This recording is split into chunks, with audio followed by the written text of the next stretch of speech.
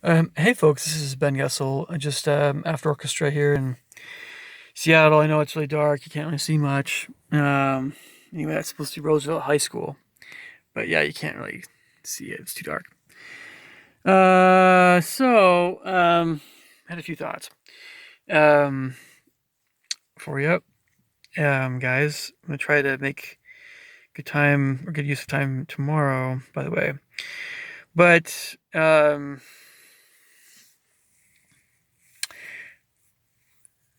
yeah, I mean, like I've thought a lot about and deeply about some certain subjects, you know,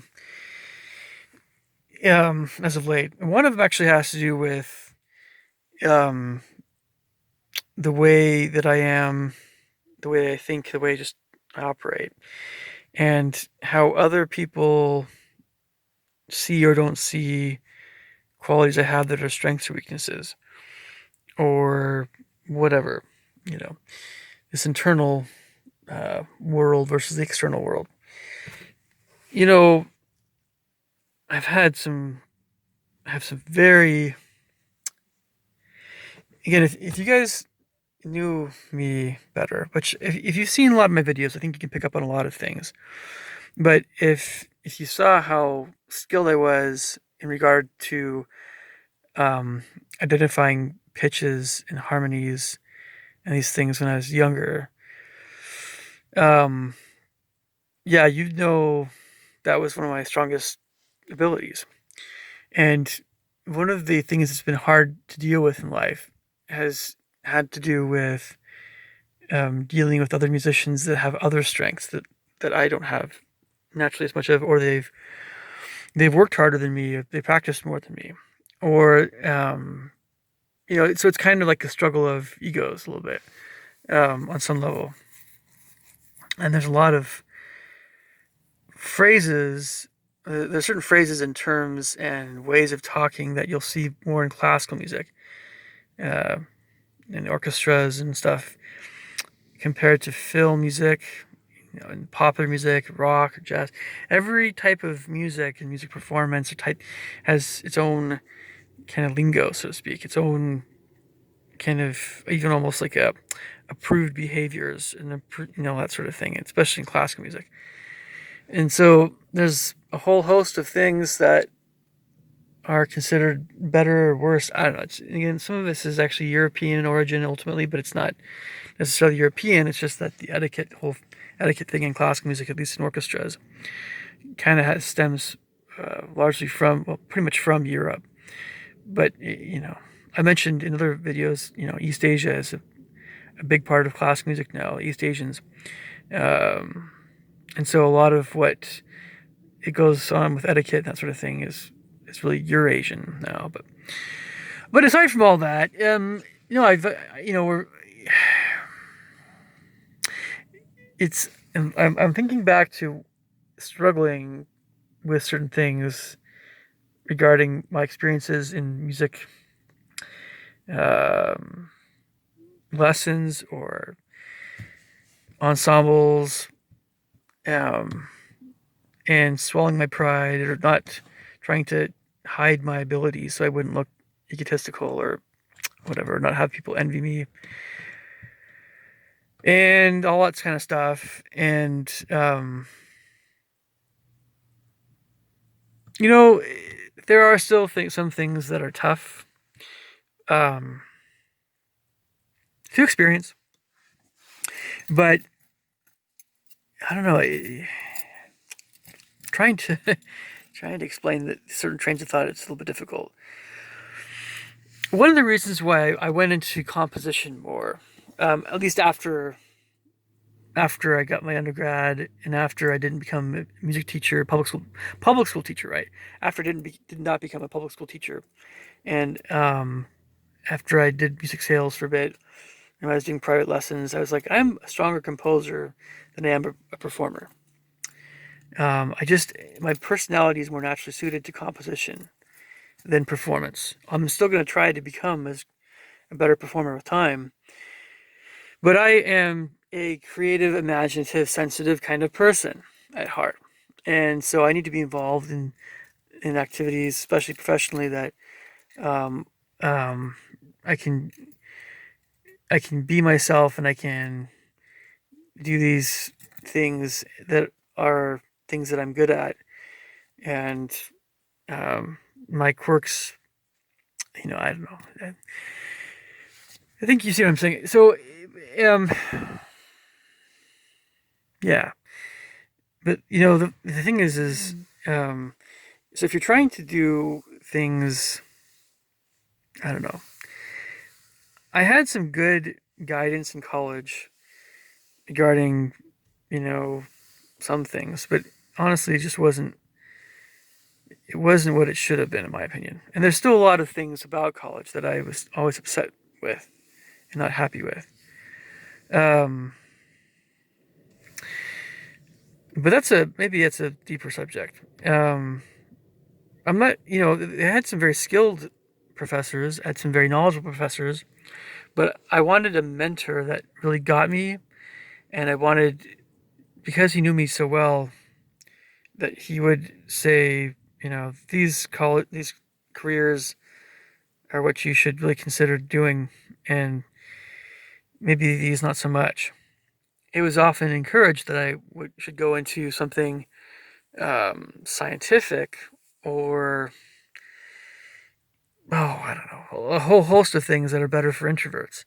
And sometimes it was just what I felt not more naturally skilled doing, and other times it was, you know, um, I just had lack of interest in certain things, and I had so much interest in music. I always have. It was just not always very clear to me what different jobs would be like and how competitive certain jobs would be to get. And so it's so easy for the person that's working with you in college, at least in the music program. It's so easy for these folks to be focused on more of what they're doing in terms of research, or also when it comes to the students that they're overseeing, it's um, developing their skills in a certain area rather than always seeing what students are really best at, and um, working on planning for after college. What are you likely to have? What are your chances of getting a job right off the bat in this thing that you want to do? But aside from that, but I don't know. It's like um, again, that's a whole big subject. Which, with the scope of this video, I guess I'm thinking I'm just having a lot of thoughts right now, and it's healthy to do this because as a composer who writes emotional music, I have to, I don't know, I have to um, try not to put areas of my life in cold storage, so to speak. I have to try to just live life more fully, and it's really hard sometimes. But my music, I feel like I'm a better composer when I'm more alive. No matter what things have gone on in the past, I have to still try to have that in my life, that objective of being really alive and being in the moment and being yeah. Music is a really, really hard thing to. You have to be so good to be a professional musician, composer, or performer. And if you're a public school teacher, or you're a private instructor, or you're a transcriptionist, or you work at a classical music station, or a music station, if you're a radio guy and you have a music background, and if you are in the music, there's a lot of things that progressively get maybe more a little different situation where it's maybe not as musically oriented essentially, but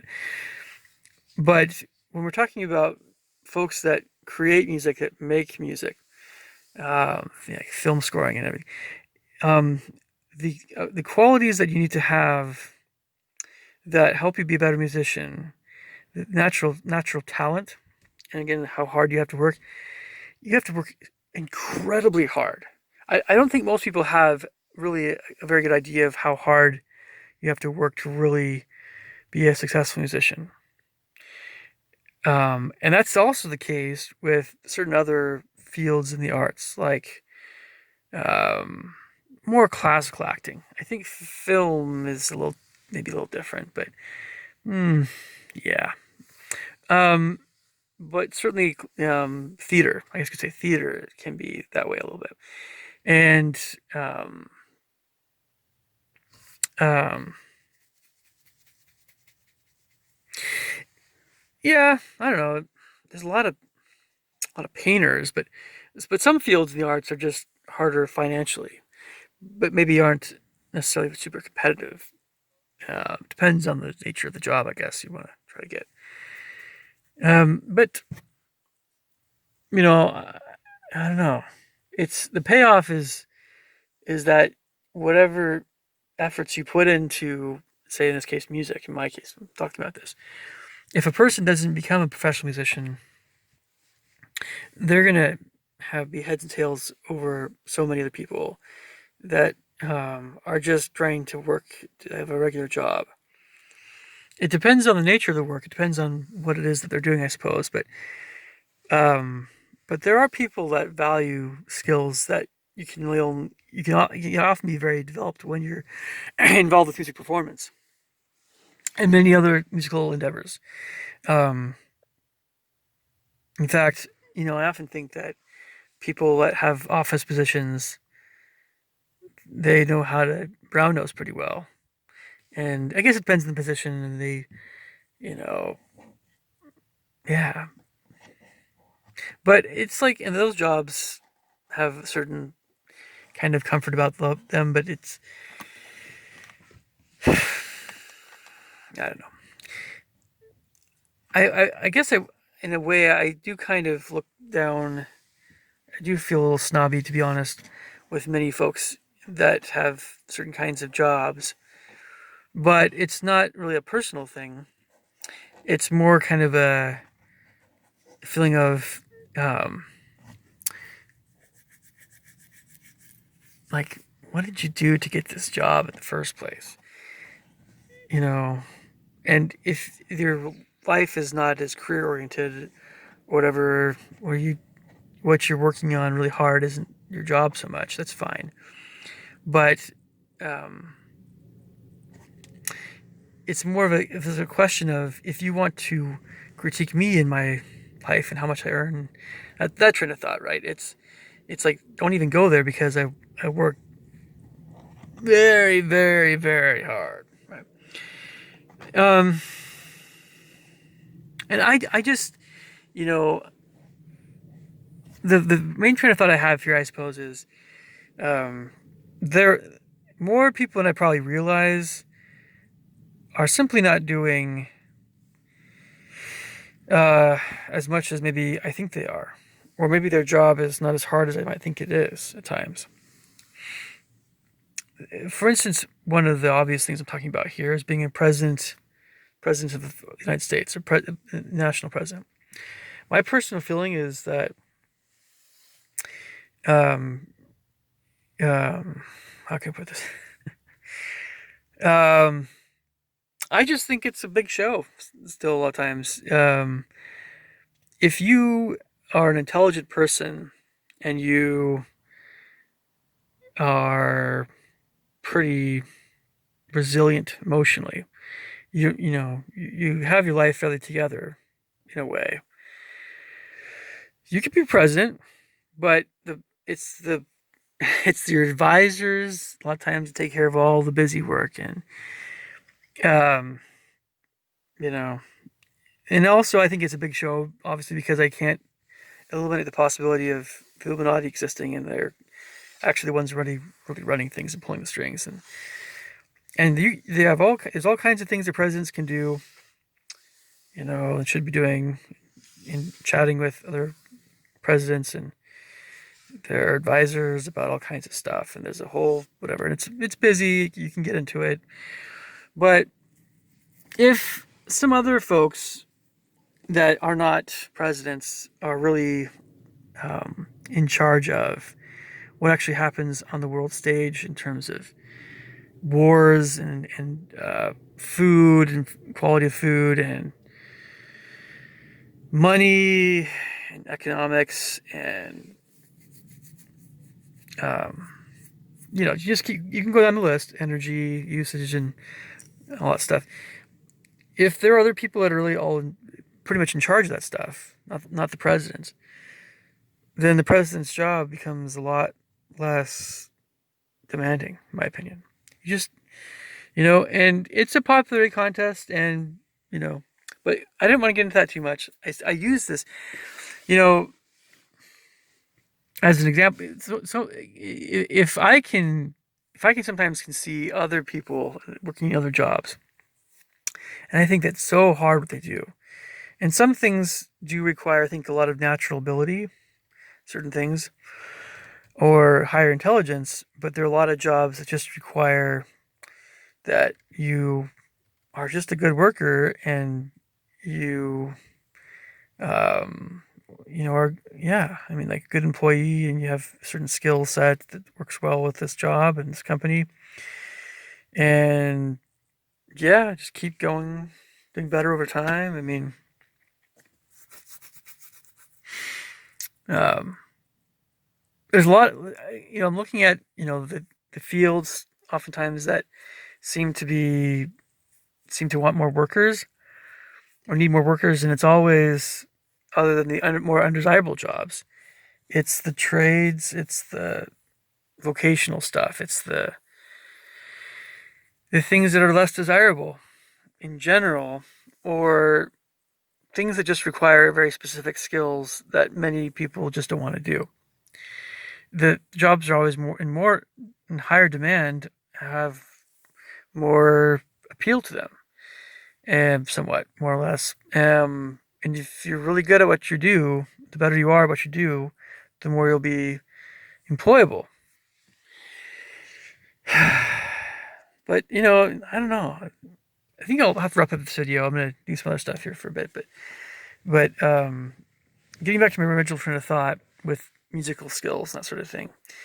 Um, I had some great teachers when I was younger, but I didn't have the kind of teachers in composition that I really wanted, or I didn't really have any composition teachers until college, um, and so oftentimes I've had to kind of figure things out on my own. It's been very difficult. I still kind of do. It's not like I'm locked into this full-time job that's making me a ton of money in music, and yeah, I mean, like, it's, yeah, I don't know. Anyway, you guys can leave me thoughts and comments below. Catch you guys later. Take care. Bye.